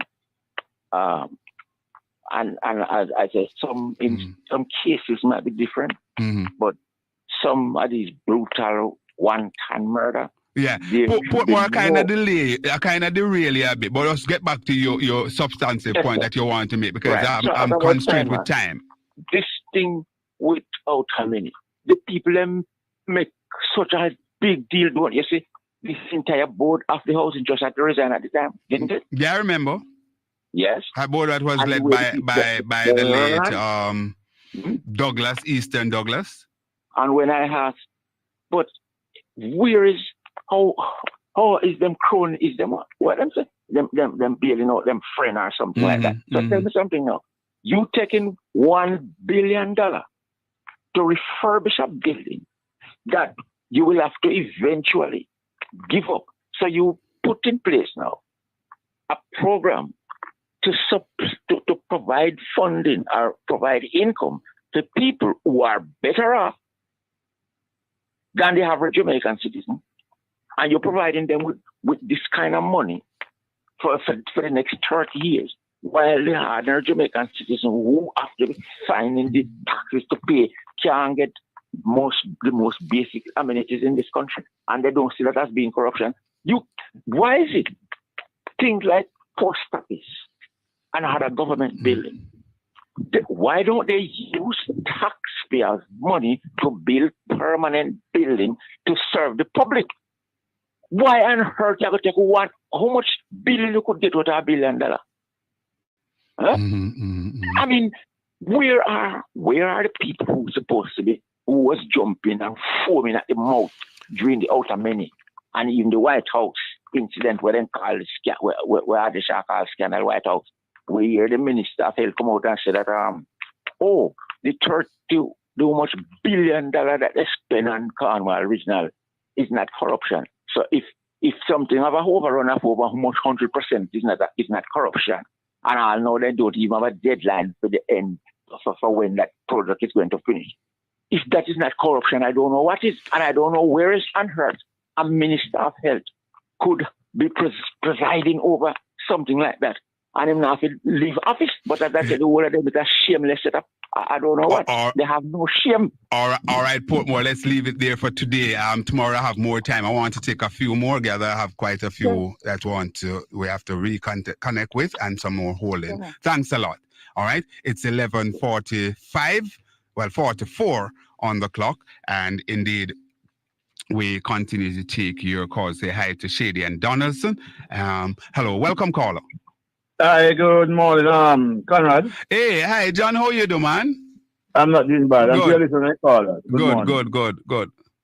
You know, recently I heard the minister in charge of water, Matthew Samuda, saying that they are looking for ways to compensate the hoteliers in Negril for stuff what they call the water crisis.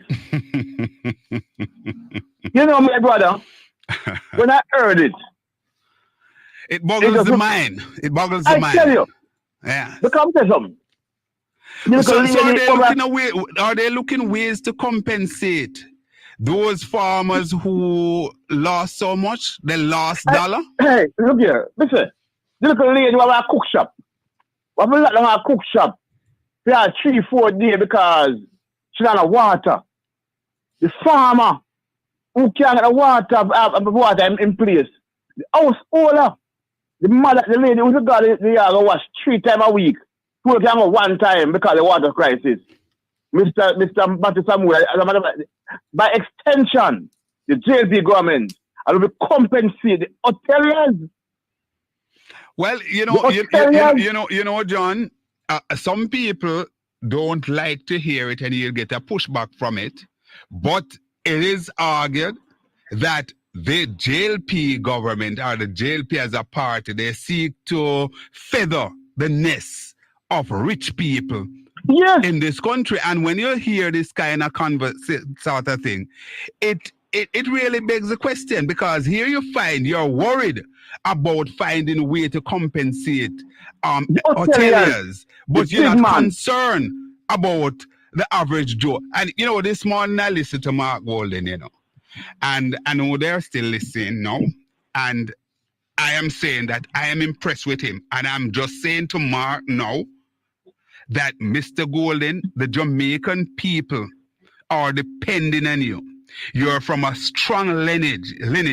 Your father is renowned for the Mona Rehab Center. Somebody was talking to me about Mark's father and saying that, listen, she knows people who grew up, and Sir John Golden, people who were poor, and they were there. Sir John would ensure that they get everything and so on. And I believe that Mark Golden has those traits. The people of Jamaica... I believe that is my whole answer. The people of Jamaica watching you, Mr. Golden, will listen to the pronouncement and so on and so forth. And the people are asking you not to let them down. All right, so I said that because we need to recalibrate this thing. We need to recalibrate this thing. It is such a sad situation. You're going very low there on me, John. Huh? You're going very low on me. No, I'm saying it's a sad situation. That this man will come out and say, as I say, you know, nothing. This is my brother. Mm-hmm. I am sure that Garden House, Vale Royal, King's House, Jamaica House, have 24-hour security. Mm-hmm. And I'm sure they still have surveillance camera. Mm-hmm. Where you as a security can look on the a screen and see what's happening around the premises. Building. Inside, you don't have some of the frames where you can see what happens. But so, remember, you know, John, that we even with that, we have to wonder if we will get the proper thing, because we remember that our MP was captured on camera, and they said that they couldn't have it clear enough. And the late Mr. Gosh, forgot his name now. He was a fella here at UA, former Grace Kennedy man. He said that we have the technology that could show every last blade of grass and that video with Mr. Wright, but they didn't do it. So let's see if they will find a way to get this clarity for this one. No, because bona fide, I believe, and a lot of Jamaicans are believing that something is in the air. And we're both out well big for this government. And I'm going to try everything to try to keep in mind our fight right now. But we really are. So you think this is distraction? Very much distraction. Okay, all right. Just like and then Samuel again. He as a God, he sat in Parliament for how long? Here, everything we're going to do as citizenship. And the God who come and say, well, Margot must follow Steve, example. By the way, did you hear Mr. Golden a while ago? Yeah, I heard it. Okay. Mm-hmm. But then he will not go to the Israeli. And to the Israelis was like, that's why they're Commonwealth. They need to come to Parliament. He won't go to the person who was given jury duty in Canada recently and have to go to Canada to do jury duty. He won't say that to them. Whatever, time I come. All right, John. All right, my brother. John, call me later. All right, I will. Call me later. Cool. Yeah, Good. yeah. All right. It's 11:50. Madam Producer, you have to deal with that thing for me. It's 11:50. We're up coming to the close of the program. We have a few minutes. We can take a couple more of your calls, or if you're quick, we can probably take 2 more calls. All right. So let's remind you of the numbers: 876-212-9824, 876-462-0919. The front page of the Gleaner is carrying John P. Azar and my friend Bobby Finzer Smith, 2 security experts there, talking about the attack on the parliament and making some recommendation there. There's also a picture here of Education Minister Favour Williams. Pull from school. Education Minister promised probe as 6-year-old kept home amid claim teachers at 2 public institutions beat him. All right, let's go to the phone lines. Hello, welcome caller. Good morning, Conrad. How you doing, man? I am fine, thanks. How are you? Yeah, man. This is Gifford from Mandeville, man. Hey, what's up, my brother, Gifford? Well, I'm going to tell you something right now, because you're a Mandeville man just like myself. Talk to me. Villa Road School. Mm-hmm. There's about 3 to 4 acres of idle land in bushes there. The government could find land right in Mandeville, right on Villa Road here, where they could build a big tax office and have a lot of parking space, bigger lot than what is at Megamart. Villa Road School, there's a lot of idle lands there right now. Mm-hmm. Mm-hmm. Mm-hmm. So when the government is saying that they couldn't find no land in close proximity and all of that, that's not true. Why I know about the land? About 10 years ago, when we saw this big idle land, we started to inquire about it, and we were told that no, it's government land. So I'm saying, Villa Road School, there's a lot of idle land right behind the school and adjoining the school premises. So the government have a lot of land that they could use to relocate that tax office from Southwest Coast Road. Mm-hmm. Lots of idle lands. All right. I think we want to take. We're taking one more, Madam Producer. Have another call? All right. So, all right. Yeah. Very, very interested. I am aware. I'm aware that there are lands there that could be found. But let's pick up on this tomorrow, my friend. No problem. So when you come to Mandeville, you drive around Villa Road School and you will see that vast amount of idle land.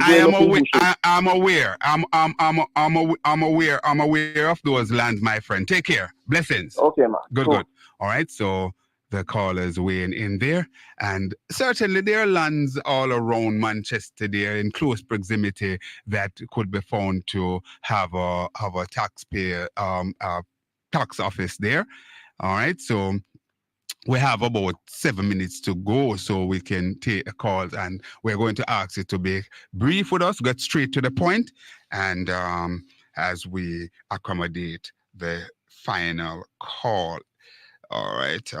Seems we dropped that one, but we try and sort that out. So the 6-year-old child has been out of school, as the report is saying that the report coming out of the Ministry of Education that, this child have been beaten at 2 schools. All right. And we're seeing here Biden, Caribbean American Dreamers.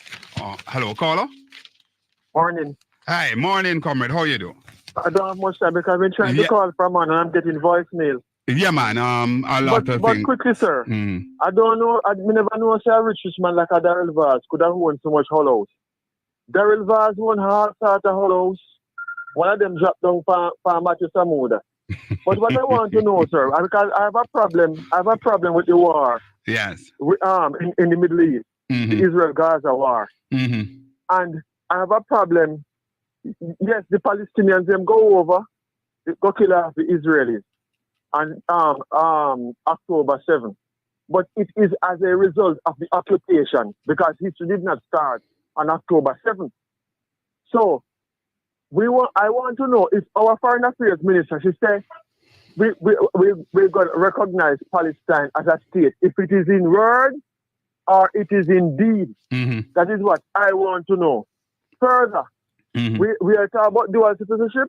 I heard along the way that two of them, there might be one of them in there with Israeli citizenship. One of them was born in Israel. Mm-hmm. My cousin confirmed over the weekend that it is true because this member of parliament, before he became MP, gave an interview some time ago and confirmed that he was born in Israel. Mm-hmm. So I want to know if it is true, what does that member of parliament position on the situation in Gaza, on the ugliest crime of our age that is taking place in Gaza?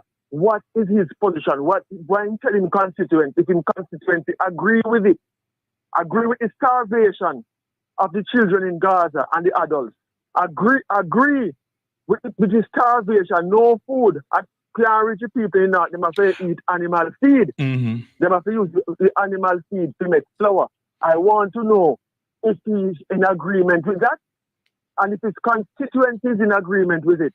I want to know if he's in agreement with the cutting off of water and food and this oxygen and gas to the people of Gaza. If he's in agreement with it, and let's pick up on this tomorrow, comrade. Very, very important questions there you're asking. All right, time is against me. Thanks for the call. All right, so very interesting program there. It's we are going to basically just give the credit and wrap the program. But before I do that, let me just read this quick text. Shady and Donaldson, she is saying, and don't forget Donnelly Donaldson, and until now we can't even get the verdict, and that case, the young lady went missing in thin air. And a lot of these things have been happening and so on. Really, really sad, the assault that is taking place, and our people, in particular the young ladies, what's happening there. All right. So let me just say thanks to my guest this morning, my special guest. That was opposition leader Mark Jefferson Golden, Marky G, with that wide-ranging interview, getting very good reviews so far. Thanks to our friends at Fit FM, Julia Meikle, and the team there, and also our friend at Caribbean Vibes Radio Network, and indeed Jeffrey Tavares via his YouTube channel this morning also join us. All of you who also join us on the Conrad O'Brien Facebook page, those of you who listen to us on the This is where we are going to say so long from Conrad O'Brien show. We're going to speak some more about what happened this morning. Before we go off air, we just want to say thank you all for joining us. A very robust discussion with opposition leader Mark Jefferson Golden. A very robust discussion with Conrad O'Brien. When you sit down and you listen to these discussions, you learn a lot from it. You don't want to hear anybody tell you any second-hand story, but you learn a lot from it. We learn a lot from it. And this is Make We Talk breaking news.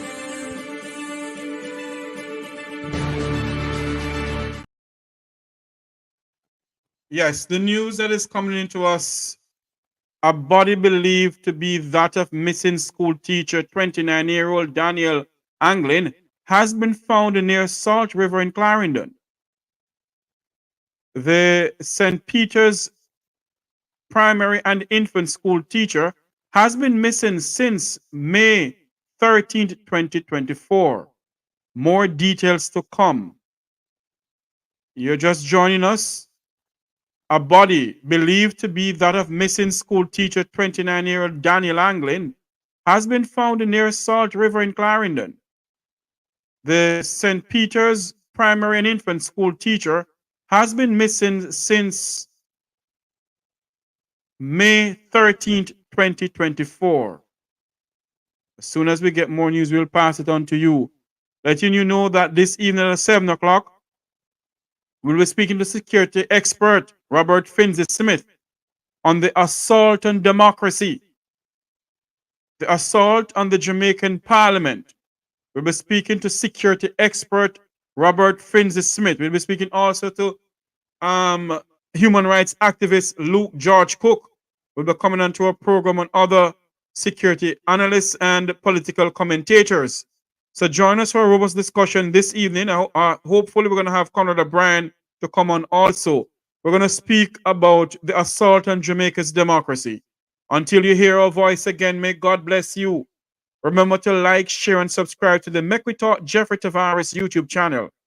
Remember to like, share, and subscribe to the Make We Talk Jeffrey Tavares YouTube channel. Any other Make We Talk channel out there on YouTube is a fake. This is a real one. We bring you current news, no fake news around here. Thank you all for joining us. May God bless you and may God bless Jamaica land we love. Have a great evening, everyone.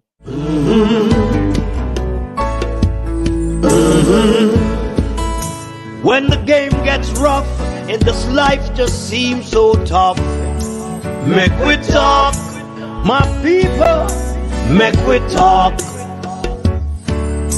When this town becomes an ugly place, don't let it erase the smile from your face. Make we talk, people, make we talk. Conversation is the key, a guiding light for you and me. Spark a talk and you will see. Conflict solver A to Z. World leaders master the art of self-defense just by talk. So people, make we talk. Hey, we're living in a world that on ourselves we must depend. Make we talk. Crime Intervention and Prevention Task Force, in association with the Global Jamaican Diaspora Council, presents We Want Change. Jamaicans, friends of Jamaica, let's raise our voices in protest against corruption, crime, poverty, failed healthcare, poor education, injustice, all that's taking place in Jamaica. Join us for this historic event on Saturday, June the 15th, 2024. This takes place at the Embassy of Jamaica, 1520 New Hampshire Avenue, NW, Washington, D.C. It starts at 9 a.m., finishes at 4 p.m. If you want change for Jamaica, make sure come out and support this cause. Jamaicans and friends of Jamaica, let's raise our voices. Jamaica Diaspora Crime. And it will be live on the Make We Talk Jeffrey Tavares YouTube channel. That's this Saturday, June 15th, from 9 a.m. until 4 p.m. as Jamaicans from all walks of life gathered in front of the Jamaican Embassy in Washington, D.C. Guest speakers are Wilfred Radigan, Herb Nelson Jr., and others. They will be on location to give you their views on what is going on in Jamaica. And also, we're going to have a guest speaker, I was told. So come on down and let us protest against the rampant corruption, crime and violence. You see a prominent teacher in her prime, 29-year-old, went missing and now her body is found. Is the crime situation in our country deteriorating? Do they have a grip on crime in Jamaica? The Prime Minister of Jamaica promised the Jamaican people that he will allow them to sleep with the doors and windows open from when you get in. He has been in there since 2016. How many Jamaicans can sleep with the windows and door open? So join the Jamaican Diaspora Intervention and Prevention Task Force in association with the Global Jamaican Diaspora Council. Intervention and Prevention Task Force, in association with the Global Jamaican Diaspora Council, presents We Want Change. Jamaicans, friends of Jamaica, let's raise our voices in protest against corruption, crime, poverty, failed healthcare, poor education, injustice, all that's taking place in Jamaica. Join us for this historic event on Saturday, June the 15th, 2024. This takes place at the Embassy of Jamaica, 1520 New Hampshire Avenue, NW, Washington, D.C. It starts at 9 a.m., finishes at 4 p.m. If you want change for Jamaica, make sure come out and support this cause. Jamaicans and friends of Jamaica, let's raise our voices. Jamaica Diaspora Crime Intervention and Prevention Task Force, in association with the Global Jamaican Diaspora Council, presents We Want Change. Jamaicans, friends of Jamaica, let's raise our voices in protest against corruption, crime, poverty, failed healthcare, poor education, injustice, all that's taking place in Jamaica. Join us for this historic event on Saturday, June the 15th, 2024. This takes place at the Embassy of Jamaica, 1520 New Hampshire Avenue, NW, Washington, D.C. It starts at 9 a.m., finishes at 4 p.m. If you want change for Jamaica, make sure come out and support this cause. Jamaicans and friends of Jamaica, let's raise our voices. Jamaica Diaspora Crime. It will be live on the Make We Talk Jeffrey Tavares YouTube channel. So join us for a live broadcast as we come to you live from Washington, D.C. on June 15th. That's Saturday, June 15th, from 9 a.m. to 4 p.m. Unity is strength. Make we reason. Make we talk. If we see corruption in any shape or form, we're going to highlight it. Make we talk. Jeffrey Tavares represents yard and broad and the entire diaspora. As long as it affects the life of our nation, uncover the truth, make we reason, make we talk. And we don't care about no vumva viva va, no upper echelon, nobody is not above the law. As long as it not help Jamaica, make we talk.